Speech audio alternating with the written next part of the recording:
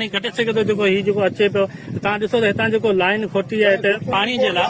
road sir टुटी आहे तव्हां ॾिसो रोड टुटी आहे अधु रोड टुटी आहे ऐं उनजी मरम्मत कोन कई वई आहे ऐं तव्हां छा था सम्झो ढोरे जा लंग खोले जे बहाल कयो वञे तव्हां छा था सम्झो त पोइ उहो बहितर न रहंदो सर सभिनी खां बहितर त इहो आहे जेकॾहिं पुराण असांजी सवली वही वञे पए समुंड में त जी जी असांखे छा